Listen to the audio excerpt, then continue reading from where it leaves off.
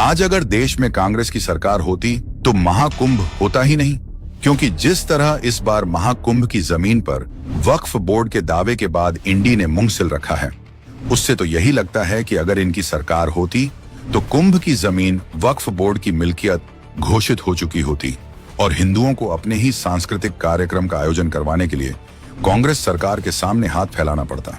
जिस तरह असुरों ने अमृत पाने के लिए लाख षड्यंत्र रचे, ठीक उसी तरह कांग्रेस और सपा की सरकारों ने सनातन धर्म को अपवित्र करने की कोशिश की। कहा जाता है कि 1989 में राजीव गांधी की सरकार के दौरान कुंभ मेले के समय यूपी रोडवेज की बसों का किराया बढ़ाया जाता था, मेला टैक्स होता था, लेकिन यही कांग्रेस हज पर सब्सिडी देती थी। 2013 का प्रयागराज कुंभ याद है? कैग की रिपोर्ट की माने तो कायदे से कुंभ आयोजित करने के लिए साल भर पहले से ही तैयारियां की जाती हैं, लेकिन अखिलेश यादव की सरकार ने जनवरी में कुंभ होना था तो नवंबर में तैयारियां शुरू करवाई, इसलिए 2013 मेले में 60% तैयारियां पूरी ही नहीं हो पाई थी। सुरक्षा के लिए सिर्फ 4 गोताखोर तैनात किए गए थे और कुंभ मेले समिति का अध्यक्ष आजम खान को बना दिया था। लेकिन आज यही अखिलेश वक्फ बोर्ड बिल में हिंदू की भागीदारी को गलत बताते हैं। आजम खान की कुव्यवस्था के कारण 2013 में प्रयागराज रेलवे स्टेशन पर भगदड़ मच गई थी और 42 से भी ज्यादा श्रद्धालुओं को अपनी जान गंवानी पड़ी थी। कुव्यवस्था का अंदाजा आप इस बात से लगा सकते हैं कि अखिलेश ने अपनी ही सरकार में आयोजित कुंभ में गंगा स्नान नहीं किया था। उन्होंने योगी सरकार के दौरान 2019 में अर्धकुंभ के दौरान डुबकी लगाई थी। लेकिन विडंबना देखिए, जब कुव्यवस्था के कारण आजम खान ने इस्तीफा दिया तो अखिलेश यादव ने उसे स्वीकार ही नहीं किया, यानी कि उनके लिए 42 लोगों की मौत कोई मायने नहीं रखता।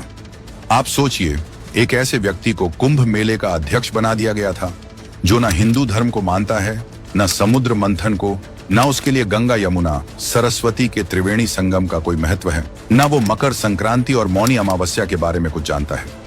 लेकिन इंडी वालों ने सेक्युलर बनने के चक्कर में हिंदू सांस्कृतिक परंपराओं के साथ न सिर्फ खिलवाड़ किया बल्कि अपवित्र करने की कोशिश की, क्योंकि उस व्यक्ति को कुंभ समिति का अध्यक्ष बनाया गया था जिस पर भारत माता को डायन कहने का आरोप है, जिस पर आरोप है कि उसने बाबा साहेब को भूमाफिया बताया। आज तक ये सपाई हैजा फैलने का डर दिखाकर विश्व भर में कुंभ मेले की बदनामी फैलाते हैं। लेकिन डबल इंजन सरकार ने दिखा दिया कि अगर इरादे नेक हैं तो सब संभव है। आज हमारे कुंभ मेले की चर्चा पूरे विश्व में हो रही है। शाही स्नान का नाम अमृत स्नान कर दिया गया है। सुरक्षा के लिए ड्रोन वाले गोताखोरों का इंतजाम किया गया है। ये सोच का फर्क है। आज अगर देश में कांग्रेस की सरकार होती तो महाकुंभ होता ही नहीं, क्योंकि जिस तरह इस बार महाकुंभ की जमीन पर वक्फ बोर्ड के दावे के बाद इंडी ने मुंह सिल रखा है, उससे तो यही लगता है कि अगर इनकी सरकार होती तो कुंभ की जमीन वक्फ बोर्ड की मिल्कियत घोषित हो चुकी होती और हिंदुओं को अपने ही सांस्कृतिक कार्यक्रम का आयोजन करवाने के लिए कांग्रेस सरकार के सामने हाथ फैलाना पड़ता।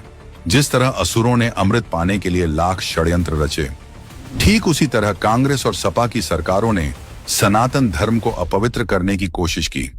कहा जाता है कि 1989 में राजीव गांधी की सरकार के दौरान कुंभ मेले के समय यूपी रोडवेज की बसों का किराया बढ़ाया जाता था, मेला टैक्स होता था, लेकिन यही कांग्रेस हज पर सब्सिडी देती थी। 2013 का प्रयागराज कुंभ याद है? कैग की रिपोर्ट की माने तो कायदे से कुंभ आयोजित करने के लिए साल भर पहले से ही तैयारियां की जाती हैं, लेकिन अखिलेश यादव की सरकार ने जनवरी में कुंभ होना था तो नवंबर में तैयारियां शुरू करवाई, इसलिए 2013 मेले में 60% तैयारियां पूरी ही नहीं हो पाई थी। सुरक्षा के लिए सिर्फ 4 गोताखोर तैनात किए गए थे और कुंभ मेले समिति का अध्यक्ष आजम खान को बना दिया था।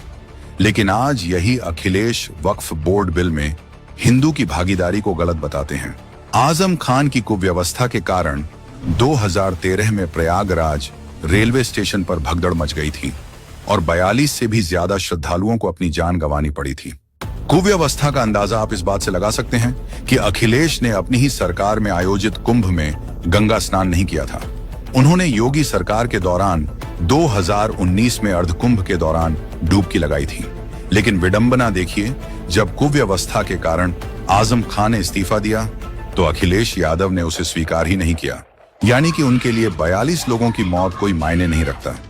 आप सोचिए, एक ऐसे व्यक्ति को कुंभ मेले का अध्यक्ष बना दिया गया था जो न हिंदू धर्म को मानता है, न समुद्र मंथन को, न उसके लिए गंगा यमुना सरस्वती के त्रिवेणी संगम का कोई महत्व है, न वो मकर संक्रांति और मौनी अमावस्या के बारे में कुछ जानता है।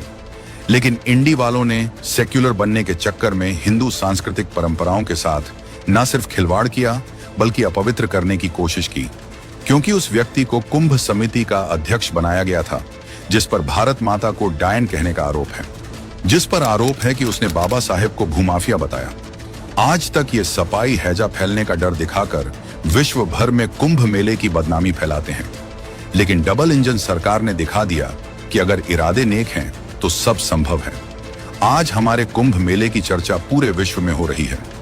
शाही स्नान का नाम अमृत स्नान कर दिया गया है।